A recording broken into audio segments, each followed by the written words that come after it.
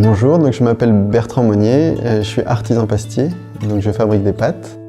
Je suis installé donc sur la ferme de la Guilbardière et donc j'ai appelé mon entreprise les nouilles du barbu parce que j'ai la particularité d'utiliser un blé qu'on fait pousser sur la ferme.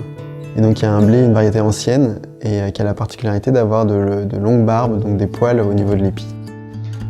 Donc l'approvisionnement pour moi suit deux principes de base donc, qui sont agriculture biologique puisque tous mes produits sont en bio et local. Et donc j'essaie de me fournir dans un rayon qui ne doit pas faire plus de 30 km.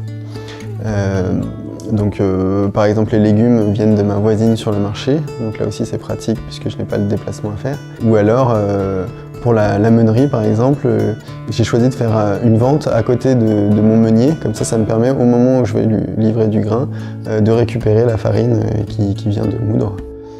Donc j'essaie de faire le moins de déchets possible. Et par exemple, lorsque je fais des raviolis, j'ai aussi des chutes de pâtes. Et donc là, plutôt que de les donner, de les jeter, je les retransforme en pâtes sèches. Et donc je peux les valoriser ces déchets une seconde fois. Donc de la même manière, pour éviter d'avoir le plus de déchets, j'ai aussi réfléchi à mes emballages.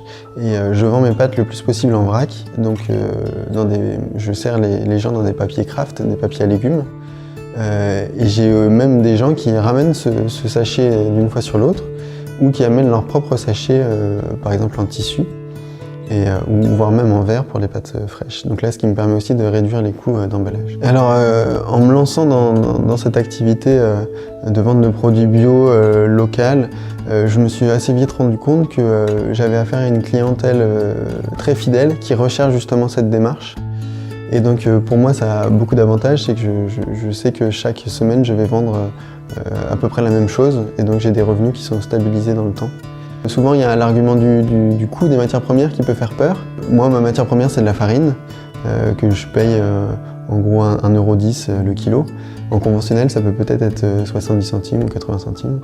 Mais finalement sur le produit fini ça ne représente pas grand chose. Donc là aussi il ne faut pas avoir peur d'acheter un produit plus cher qui par contre au niveau de la communication et de la recherche de ce que recherchent les clients peut vraiment faire la différence.